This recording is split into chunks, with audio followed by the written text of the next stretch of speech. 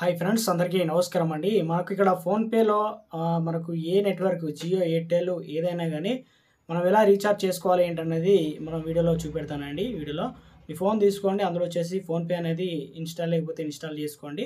So, ఇక్కడ PhonePe అనేది కనిపిస్తుంది కదా! ఈ ఫోన్‌పే పైన మన ఫోన్‌పే అనేది ఓపెన్ చేయండి. ఓపెన్ చేసిన వెంటనే ఇక్కడ మనకు చాలా రకాల ఆప్షన్స్ అయితే ఉంటాయన్నమాట. సో, ఇక్కడ మనకు బ్యాలెన్స్ చెక్ చేసుకోవడం, అదేవిధంగా ఇక్కడ రీచార్జ్ అనేటువంటి ఆప్షన్ ఉంది కదా! దీనిపైన క్లిక్ చేయండి. సో, క్లిక్ చేసిన వెంటనే నెక్స్ట్ మనకు రీచార్జ్ ఎలాంటి నంబర్‌కు మనది జియోనా, ఎయిర్‌టెలా, ఏ నంబర్ ఏంటనేది కాంటాక్ట్ డీటెయిల్స్ అనేది చూపిస్తుందనమాట. సో, ఇక్కడ చూసుకోవచ్చండి మనకు నేనిక్కడ పూర్తి స్థాయిలో అంటే ఇక్కడ రీచార్జ్ అనేది చేస్తున్నానండి. ఉన్నాను కాబట్టి ఇక్కడ జియో నంబర్ అయితే ఎంటర్ చేస్తున్నానండి. సో, ఇక ఎంటర్ చేసిన తర్వాత నెట్వర్క్ అయితే ఎంచుకోవాల్సి అయితే ఉంటుంది. సో, ఇక్కడ ఈ జియోకి సంబంధించిన నంబర్ కోసం మీరు ఏ నంబర్ రీచార్జ్ చేయాలనుకున్నారో ఆ నంబర్‌కైతే రీచార్జ్ అనేది చేసుకోవచ్చనమాట. సో, ఎంటర్ చేస్తున్నాను. ఎందుకంటే కాంటాక్ట్ లిస్ట్‌లో ఆ నంబర్ ఉంటే ఆ కాంటాక్ట్ పైన నొక్కితే డైరెక్ట్ మనకు ఎంత ప్యాక్ వేసుకుంటారు మంత్లీ అనేది చూపిస్తుందనమాట. సో, ఇక్కడ నేనొచ్చేసి రీచార్జ్ సంబంధించినటువంటి నంబర్ అనేది ఎంటర్ అనేది చేస్తున్నాననమాట. దీన్ని తప్పులు లేకుండా, మిస్టేక్ లేకుండా అయితే ఎంటర్ చేయాల్సి అయితే ఉంటుందనమాట. ఒకటికి 2 సార్లు వెరిఫై ఎందుకంటే అమౌంట్ అనేది కట్ అవుతుంది కాబట్టి.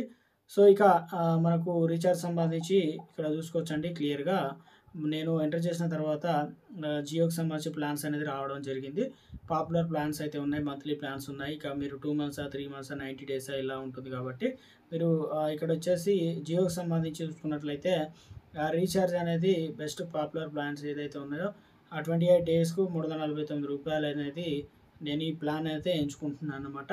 సో, ఇక మనకు డైలీ 1.5 జీబీ కావాలా? డైలీ 2 జీబీ కావాలా? ఇక జియో కావచ్చు 5G ఇక జియో టీవీ హాట్‌స్టార్ ఇలాంటివి కూడా సబ్స్క్రిప్షన్‌లు ఉన్నాయా లేవో ఒకసారి చెక్ చేసుకోండి.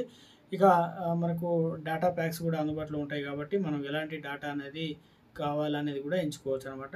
సో, నెక్స్ట్ దీనిపైన క్లిక్ చేసిన వెంటనే మనకు ప్రొసీడ్ టు పే అనేది ఆప్షన్ అనేది కనిపిస్తుందనమాట. ఈ మొబైల్ నంబర్ అనేది చూపిస్తుందనమాట.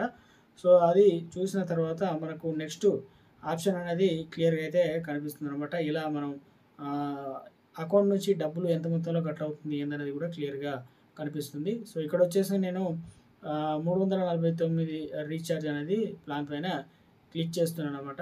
సో, క్లిక్ చేసిన వెంటనే మనకు ఇక్కడ పూర్తి స్థాయిలో కూడా సో, ఇక్కడొచ్చేసి మనకు జియోకి సంబంధించిన రీచార్జ్ అదేవిధంగా ప్లాన్ చేంజ్ చేసుకోవాలంటే ఇక్కడ చూసుకోవచ్చు. ఎలాంటివి బెనిఫిట్స్ ఉన్నాయి ఏందనేది ఇక్కడ మనకు చూపిస్తుంది. ఒకసారి చదువుకోవచ్చనమాట.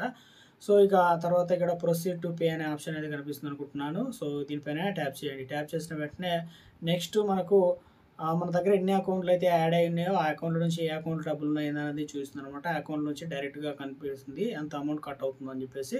నెక్స్ట్ మీ పేమెంట్ సంబంధించినటువంటి ఫోన్‌పే సంబంధించి పాస్వర్డ్ ఇస్తే సరిపోతుంది. డైరెక్ట్ రీచార్జ్ అవుతుందనమాట. మీకు రీచార్జ్ అయినట్టు అవతలి వారికి మెసేజ్ అయితే వెళ్తుంది. మీకు ఫోన్‌పే నుంచి ఏ అకౌంట్ నుంచి డబ్బులు కట్ అయ్యేది కూడా మెసేజ్ అయితే చూపిస్తుందనమాట. ఈ రకంగా మనకు జియో కావచ్చు, ఎయిర్టెల్ కావచ్చు ఏ నెట్వర్క్ అయినా కూడా మనం